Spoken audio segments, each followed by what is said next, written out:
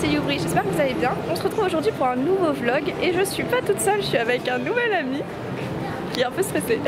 Ça se voit sa tête. Bonjour, moi c'est Antin et aujourd'hui on va visiter Strasbourg et Lia ne sait pas où on va. Effectivement, j'ai absolument aucune idée. Il me dit d'aller à droite, je vais à droite, il me dit d'aller à gauche, je vais à gauche, il me dit de sauter du haut d'un pot, je le regarde en mode tu te fous de ma gueule. Voilà. Bon, on va faire la petite visite alors. Voilà.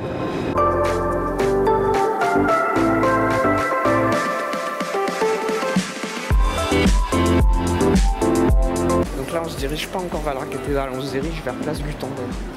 Pourquoi on se dirige vers la place Gutenberg? Parce que Gutenberg a une grande importance pour la ville de Strasbourg. Parce que c'est là qu'il a imprimé la Bible.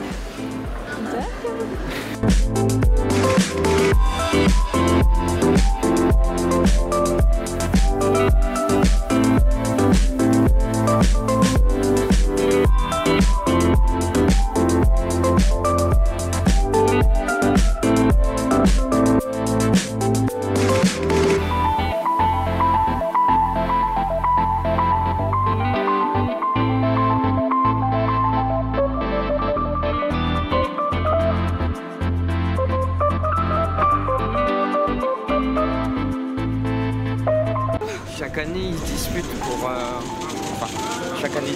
Chaque année, il y a un débat pour savoir s'il est droit ou pas. Jamais il est droit, c'est pour ça que c'est marrant. Cette année, je sais pas comment ça s'est passé, mais l'année dernière, ils ont dû le remonter 3 fois parce que 3 fois au transport, il a cassé. Et là, on est place Kléber. Il y a la patinoire.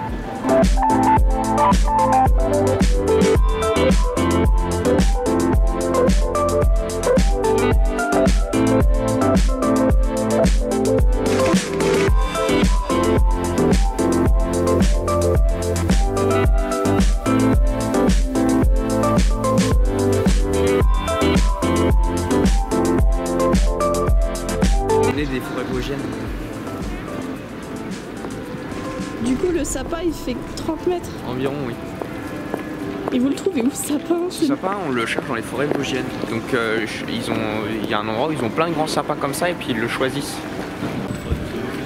Je suis en retard. Il me montre un truc sur la droite. La cathédrale. Juste là. J'aime la cathédrale. En retard. En fait, t'essayes de m'abandonner. Non, je t'abandonne pas. Voilà. On monte. On va aller sur la plateforme de la cathédrale à 60 mètres. Ok. La cathédrale de Strasbourg, c'est la construction de la cathédrale commence au XIe siècle. On a d'abord une cathédrale romane, une cathédrale assez basique, peut-on dire. Voilà. Et en 1180 commence la construction de la cathédrale actuelle avec l'édification du chœur. Puis après on a le transept, on a la nef qui est construite à partir de fin 1200, début 1300. Puis on a l'élévation des premières tours qui vont de 1300 à 1360. Après on a un arrêt de la construction de la cathédrale due à la peste noire et une reprise avec la construction de la tour et de la flèche jusqu'en 1463. Je crois, je sais plus. Merde, 83, c'est 1483. Merde. Voilà. Le stress.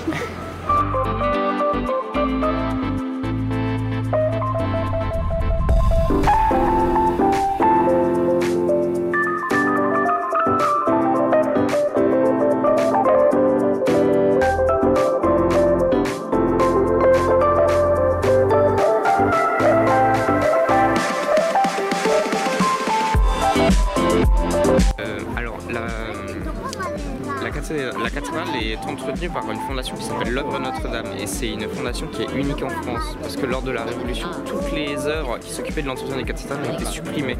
La seule qui a subsisté, c'est celle de Strasbourg parce qu'elle était gérée par des laïcs, pas par des religieux. Et du coup, c'est vraiment une institution qui est très vieille et qui a été fondée en 1262.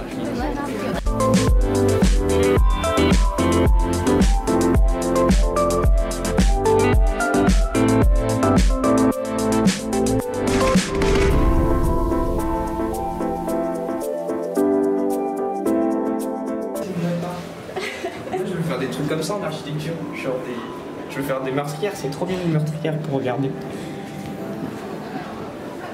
Ça fait comme des petits tableaux. Alors, une chose intéressante pendant la Révolution française, les révolutionnaires ils s'étaient énervés de voir une cathédrale aussi haute et du coup ils voulaient raser la flèche pour une question d'égalité. Alors il y a un orfèvre, il a eu une merveilleuse idée. Il a proposé de construire un bonnet phrygien géant sur la flèche de la cathédrale, c'est-à-dire que pendant de 1793 à 1802, il y avait un bonnet phrygien visible depuis une grande partie de l'Alsace sur la flèche de la cathédrale rouge.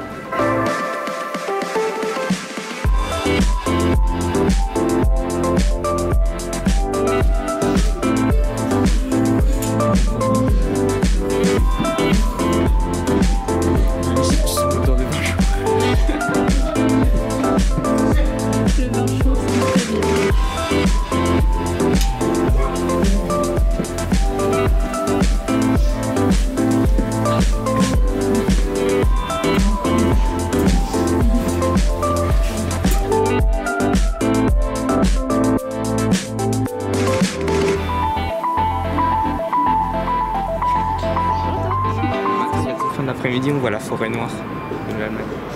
La forêt noire? La forêt noire. Le Schwarzwald. Ah. Pour moi, la forêt noire, c'est un gâteau. Ah oui, mais c'est parce qu'elle vient d'ici. Elle vient d'ici, la forêt noire. Sérieux? C'est nous qui l'avons inventée. Et on met de l'alcool alsacien dedans. C'est trop bon, la forêt noire, c'est mon gâteau préféré. Bah, moi, j'aime pas parce qu'il y a de l'alcool. Oh, chaud.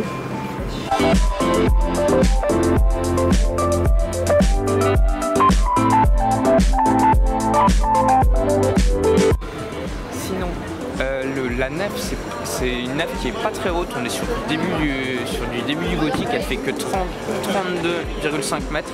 C'est une nef qui est grande, mais c'est pas ouf. Les plus grandes nefs atteignent 46 mètres. Quant à la flèche, c'est l'une des plus hautes cathédrales de la chrétienté. Ça a été le plus grand bâtiment du monde de son édification de 1480 à l'édification de la cathédrale de Rouen ou Cologne, je sais plus, en 1860. Donc pendant plus de 400 ans, elle a été, enfin non, pendant 250 ans, je sais pas calculer. Pendant 250 ans, ça a été le plus haut monument du monde parce qu'elle était aussi haute que la cathédrale de Khéops érodée. La cathédrale de Khéops à la base elle est plus haute, mais vu qu'elle était érodée, elle est plus basse. On a gagné.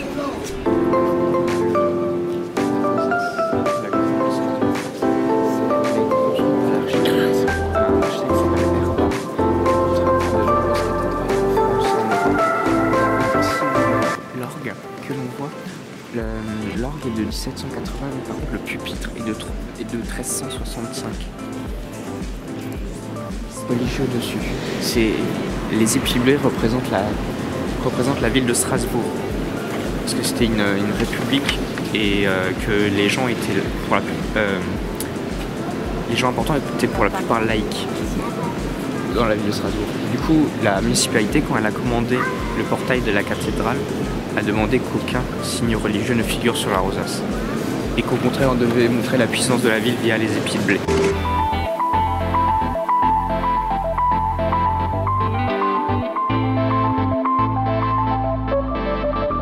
Le pilier des anges. Le pilier des anges, c'est un pilier qui a été construit de 1240 à 1260.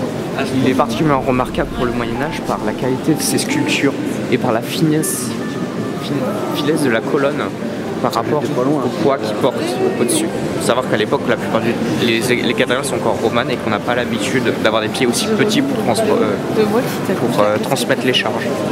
Et du coup, beaucoup disaient que le pilier s'écroulerait. Et ça a été représenté 1 ou 2 siècles plus tard par derrière toi il y a un homme qui regarde la balustrade, qui regarde accoudé à la balustrade le pilier.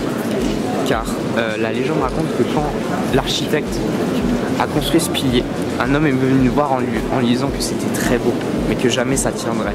Et qui et qui se tiendrait sur cette balustrade jusqu'à ce que le pilier s'écroule. Il y est toujours.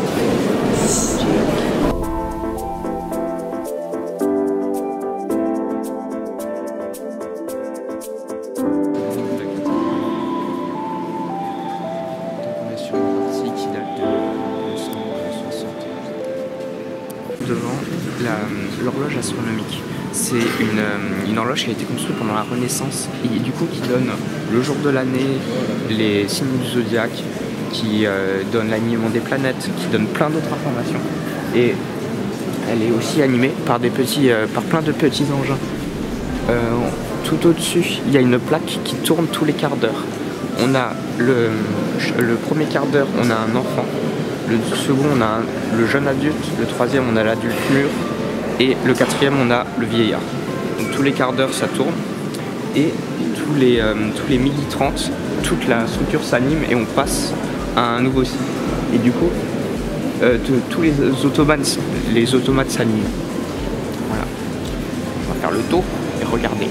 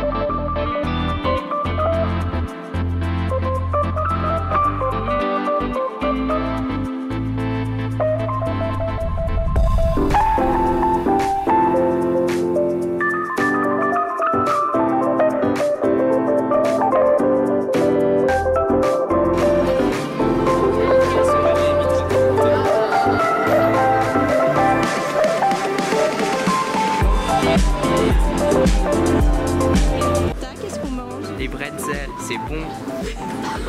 Comment tu reconnais les bons bretzels? Celles-là, tu vois, elles sont beaucoup plus claires. Tu veux une anecdote marrante? Les bretzels, elles ont été créées pour Louis XIV. Parce que Louis XIV, il voulait qu'on puisse voir le soleil 3 fois. Et du coup, si tu regardes le soleil avec une bretzel, tu le vois en 3 fois. C'était là. Voilà.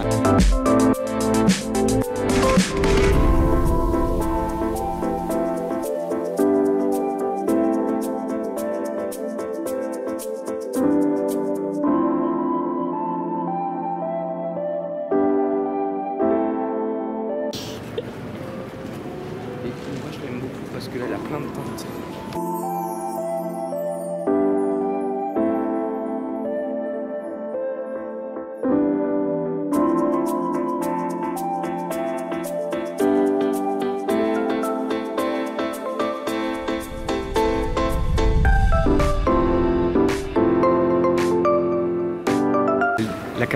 L'église, elle date du XIIe siècle environ, mais il y a certaines parties qui ont été rajoutées. Par exemple, là, on a un portail qui est gothique, qui a été rajouté vers 1500-1600.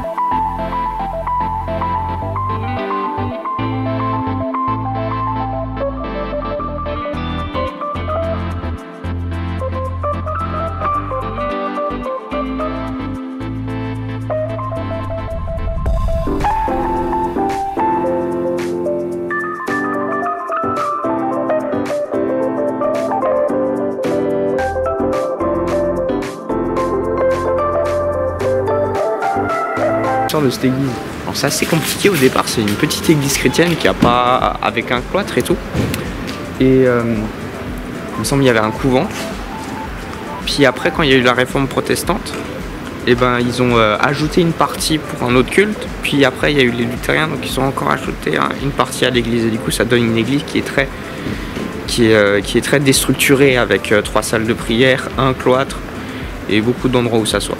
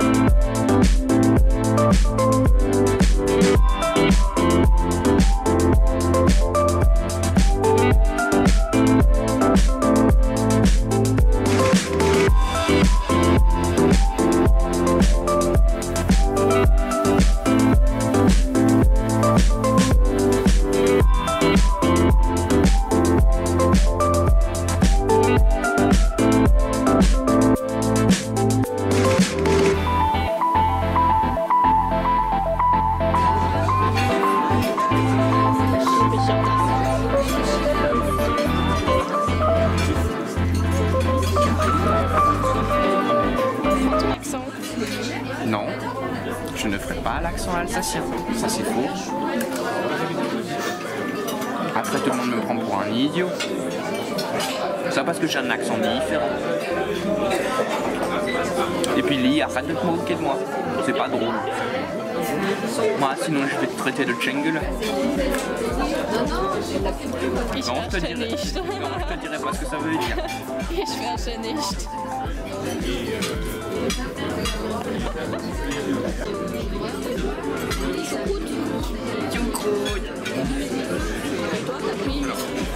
Répète après moi. Sauerkraut. Sauerkraut. Pas crotte. Kraut. Sauerkraut. Voilà, c'est bien. Maintenant tu l'as dit en alsacien. Ok. Voilà. Pourquoi tu juges là? Oui, je filme. Mais j'ai faim moi. Je fais un gros plan sur toi.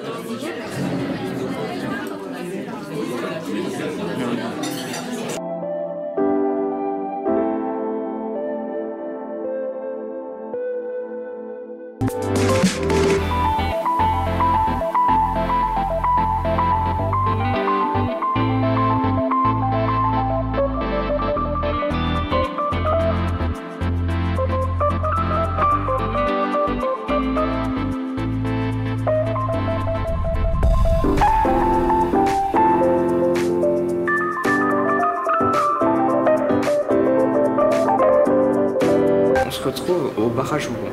Alors, le barrage Hougon, ça servait en cas de défense de la ville, c'est-à-dire qu'ici, on fermait les grilles, pour inonder tout ce qui était en dehors de la ville.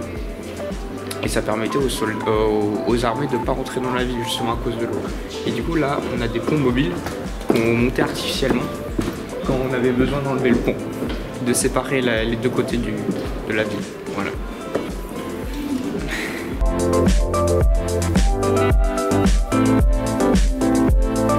Alors, ici on se retrouve au-dessus du barrage Hougon et on a à notre gauche ce qu'on appelle les ponts couverts. C'est des murailles qui datent du Moyen-Âge, des années 1200. Et c'est appelé les ponts couverts parce qu'à la base c'était couvert. Non mais il y avait des maisons qui étaient accolées sur les ponts en bois. Et ça a été réaménagé que par Vauban au XVIIe siècle, avec des canonnières sur les côtés. Au départ, il y avait 5 tours et il y en a une qui a brûlé en 1800 et que du coup, il n'y en a plus que 4. Et c'est vraiment ce qui reste de l'ancienne enceinte médiévale. qui séparait la ville de la plaine.